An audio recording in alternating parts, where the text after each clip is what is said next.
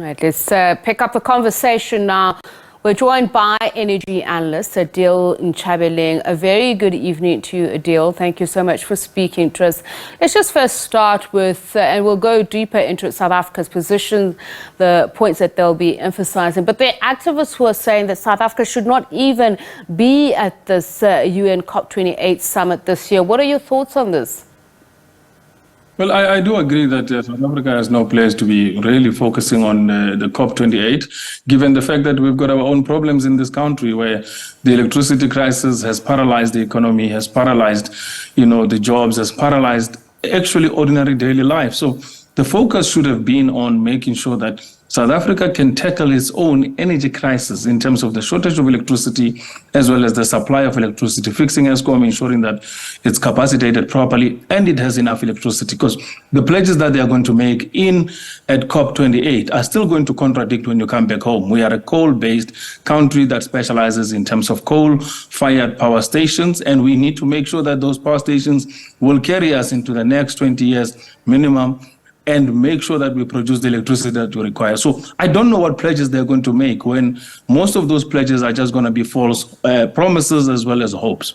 And we'll come to the issue of pledges in just a moment, but isn't the point to go to COP28 and also glean a better understanding of, as you say, the differentiated responsibilities, respective capabilities, and also look at what is available in terms of the best available science and issues of equity? Absolutely. Look, currently in South Africa, as you know, and then this actually affects the whole of Africa, we are a highly underdeveloped economy. We don't have the infrastructure that is required. So when we talk about issue of equity, electricity that we have is not distributed towards the population in order to enable us to emerge out of poverty. That's number one. The secondary part of it is you have a highly, imbalanced issue of female and women in particular suffering the most with regards to shortage of electricity. Whenever households are hit and affected by the crisis of load shedding, it is women in the main who struggle with their households as well as supplying of basic, requirements in the homes as well as in the industries as well as that. So we're not in a position today to be wasting our energy in many things except to be perfecting what we have. Fix what we have, make sure that Eskom works, the power stations are functional, look at the infrastructure, increase the capacity of an infrastructure. Yes, triple the installation of renewable energy, but we currently have a crisis whereby 16,000 megawatts of current coal power fire stations are sitting idle and are not working. If you bring back those into the economy, you would have improved this economy by two to three folds. We will be sitting at between 4 to 5% economic GDP growth just by the 16,000 megawatts of electricity back into the grid. Bridging the gap between pledges made and actual implementation is one of the things that South Africa says is going to the conference to raise. Now, we've seen among the announcements today, 118 countries backing a pledge to triple the world's clean power, with the goal being to slash fossil fuel use this decade. This must be something that creates something of a conundrum for South Africa, given the fact that, as you mentioned, the real realities, the demands on us and policy making would go against this. Absolutely. Look, as South Africa, I keep on repeating, we have 12,000 already capacity, which accounts to about 35% of renewables already into actually existence. They are already in the grid. They are part of what Eskom has procured under our renewable energy REIPP program. That's 12,000. There's another 4 to 5,000 of wind currently existing in South Africa.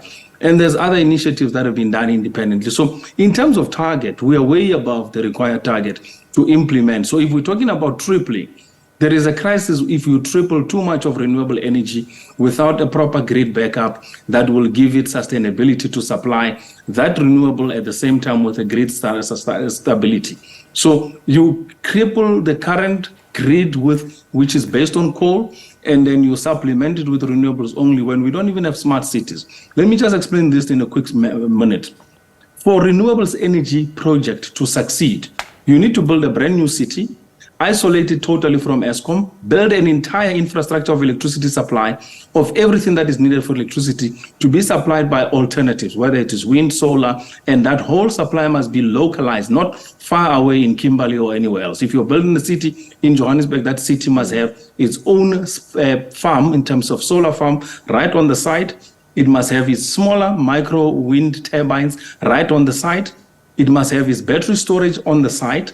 And then it must have all the utilities that are running in terms of all the joining, whatever it is, whether it's the streets, whether it's the houses, the blocks, whether it's the building environment, they must all be interconnected to make sure that you can run a smart grid. The electricity will be used in the day, that is harvested out of the sun. The balance of it can be stored and then can be transmitted. The only time out of that smart city you would require, for instance, base load, which is coal, nuclear, or any other, it's when there is a higher demand and you don't have enough supply that is based on the current renewables that you're using. But when it comes to the night, that is when you need a backup from a coal-based fire station or a generator out of the, your diesel, or even using your current existing nuclear power base. So the thinking is not yet there. We're talking big, but we are still at a local level. We have not even yet fundamentally understood. South Africa runs a high long-distance voltage electricity distribution network. That distribution network has not been decoupled, and we have not created what we call mini-grids in order to ensure that you can supply electricity at a mini-grid level, and whatever you buy, you can bring in at a localized level. So the plans don't make sense. This is a 2050 objective. We're still in 2023. And to get to 2050, we need to build up the scale and the ability to reach that objective. So while we still have this years to build up to improve in terms of efficiency and innovation and research, we should be strengthening the core of what we have now. Your coal, your nuclear, doubling up like all these other countries. There was about 20 countries that signed on the sideline of COP28. They signed to triple their nuclear capacity build in terms of increasing their nuclear. And America was one of them, UK was one of them, as well as France was one of them, including various other countries like the UAE and everybody. So these are the discussions that we need to be having. It takes 5 to 7 years to build a proper functional nuclear 10,000 megawatts functional power station. And it's clean completely, zero emission and everything. It takes the same time to build a coal power station that is based on HELA technology, high efficiency, low emission, which is equal to having a green coal-based power station. So the discussions are not there. And I said to you, we're sending the wrong people to have a wrong conversation when they don't even know the fundamentals of electricity, nor the science of energy in South Africa.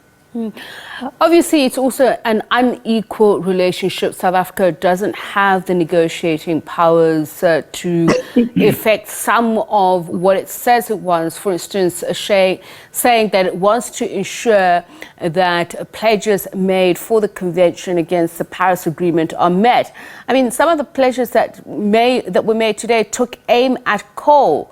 And France said that it would rally a group of nations to ask the OECD to measure the climate and financial risks attached to investing in new coal assets. So that means it would deter private financiers from backing projects which the North are actually forcing on South Africa. So can it really walk away?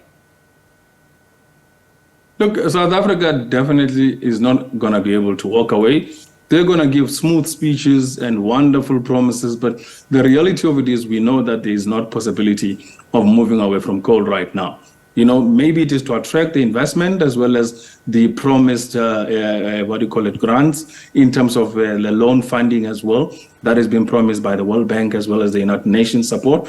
But in its reality, we are not going to be able to fulfill on those promises as well as pledges made, because we just don't have the capacity right now. One is you're borrowing at the dollar denomination. You don't have the currency backup in South Africa, whereby if you default, you can pay for. And then not only that, we are destroying the currently available infrastructure. We are taking away from Eskom the income that Eskom creates out of coal. We are diverting it towards renewables. So there is an imbalance in terms of the relationship. Global West, Europe, as well as Asia, that have developed countries should focus on their development problems. Africa has its own unique problems: poverty, infrastructure, unemployment. We have, countries completely in a collapsed state where we should be focusing on that. Yes, climate is currently affecting the entire global economies, but it is not something that is stopping people from having a day-to-day life. So in my view, I would say very strongly, let's focus on infrastructure development for Africa, empowering of Africans, and ensuring that we can do what we can with the infrastructure we have. South Africa is a leading nuclear country. Why are we not focusing on nuclear to ensure that we can have our nuclear capabilities strengthened and be a stronger country at the nuclear level? That's one aspect of it. The secondary part of it is the economy that we're talking about. Electricity is an economy. And one of those things that are being approached to say remove and move away from coal and instead exchange your coal with renewables, that thing means economic death. You're going to decimate your entire economy and destroy it. What are you going to replace it with when renewables themselves cannot even on their own support their economic transformation and development?